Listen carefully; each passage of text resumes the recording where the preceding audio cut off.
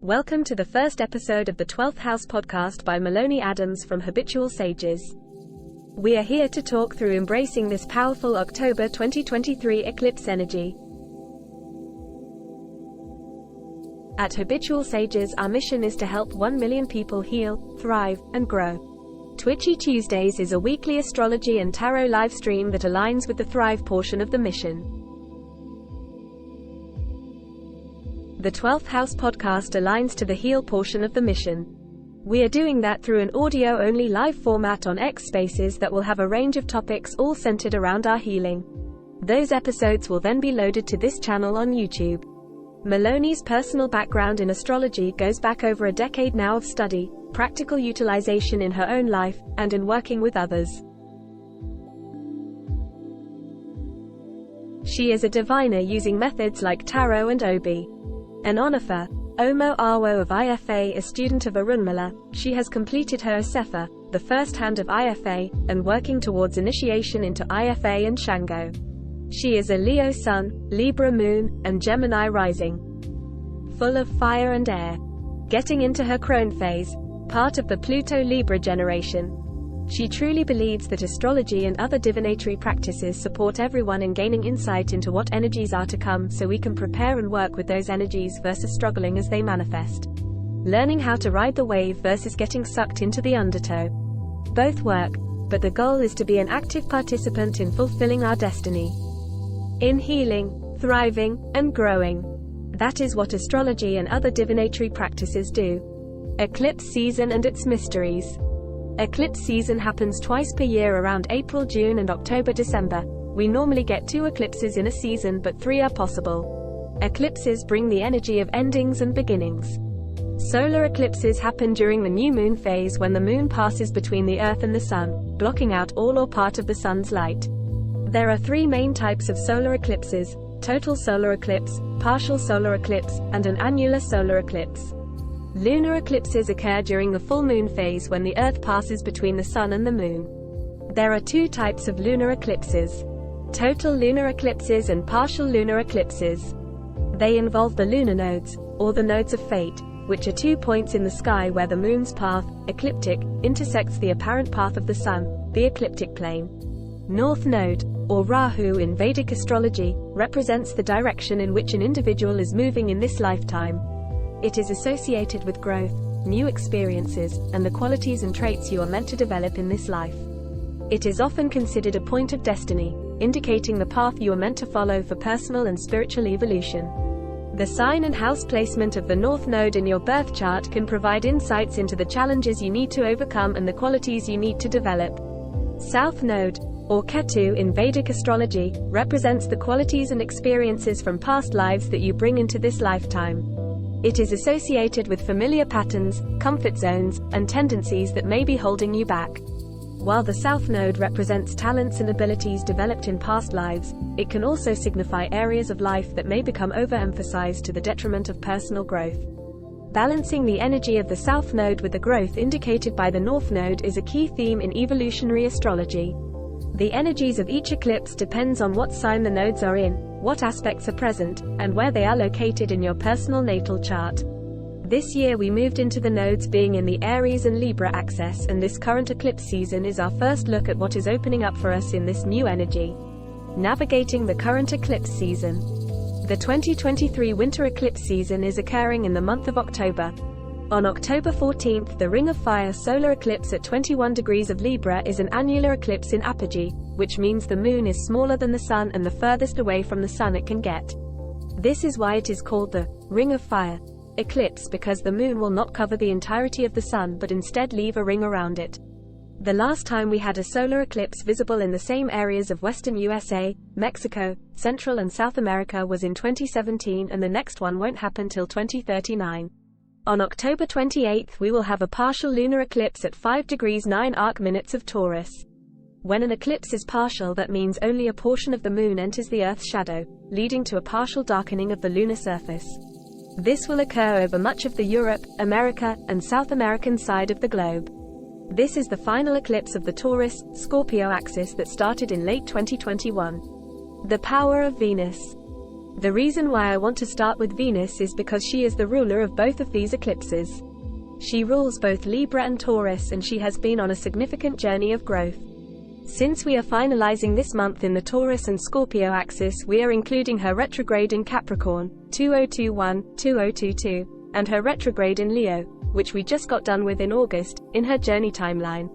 At the time of this eclipse, she will be in the early degrees of Virgo and just separating from her opposition to Saturn IX in Pisces. She is fresh off her extended time and retrograde in Leo and is now checked by Saturn to make sure she is really taking a look at and/or taking an analytical assessment of what is working in life right now. This is a stark assessment period to get her ready for this eclipse season and the propelling into the new that she will be doing.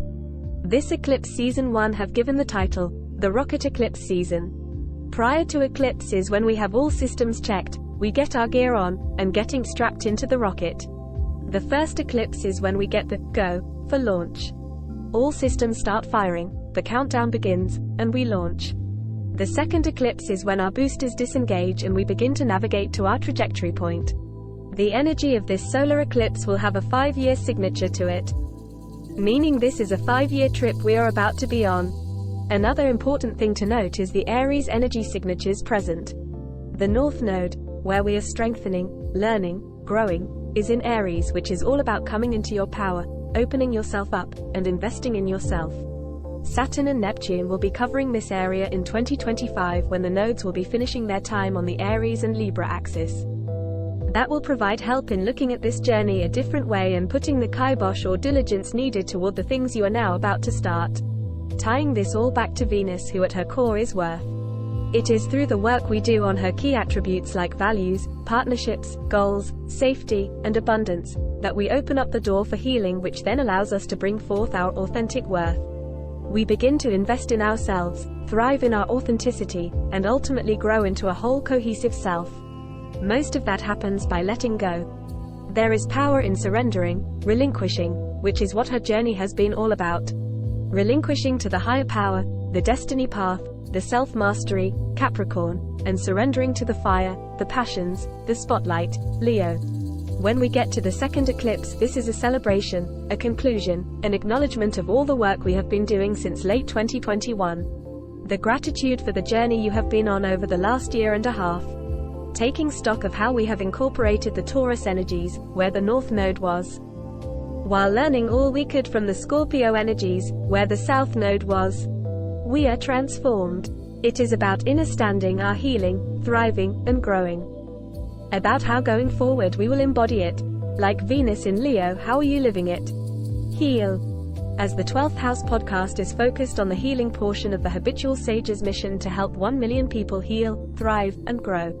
This segment is to share some things we can incorporate during this eclipse season to support that healing. Be honest to yourself. Set yourself up for success. Stay realistically optimistic. There is tension. This can be a lot of energy. It can get bumpy. It can be a whole crumble. Eclipses are not easy energies to transit. Focus on what you can control, which is only you and your reactions and actions. Stay there. Let the chaos part for you. First eclipse in Libra partnerships could tell us where we are needing to place our focus. They can tell us the healing that is needed or the lack of action in areas of our life. This is key because we can't see this, only others can. They help us hold ourselves accountable. Get good at receiving and using feedback. It is through partnerships, authentic aligned partnerships, that our greatest healing occurs. With Venus in Virgo, we are always winning when we can connect the mind and body. Breathwork, meditation, yoga, massage, Reiki, auric cleansing, intuitive strengthening practices, etc. That connection will help us to stay in integrity with ourselves and keep us honest. Second eclipse in Taurus, celebrate, gratitude, enjoy, simplify, accept, and love. If you are really in the chaos, those are the energies you need to drop back into. There is a lot that can show up in the world as a collective energy during these eclipses. Do not let those outside influences sway your internal movement toward what you know is right for your highest and best good. Last year we saw some pretty spectacular examples of world shifts during eclipses in food, gas, and the finance sectors of Bitcoin and banks. This also the time when Kanye West had his moment and Elon bought Twitter at the first eclipse cycle and then renamed it X at the second. Are you caught up in this? Is it distracting you? That is the question and what you want to navigate. Get solar eclipse glasses and enjoy. You don't need to do. This is not the time of doing. It is the time of observing the awe of the beauty of being alive. That is it for episode 1 of the 12th House Podcast, where we talk through this powerful October 2023 eclipse energy, what to expect, and what we can do to move with these energies. If you have any stories, questions, or comments, make sure to leave them in the comments section. If this was of value to you, exchange that energy by sharing this episode with others. Subscribe and hit the alert button for future episodes. Till next time, may our ancestors always bless, guide, and support us, and our Auries work with us as we go down our destiny's path. Assay.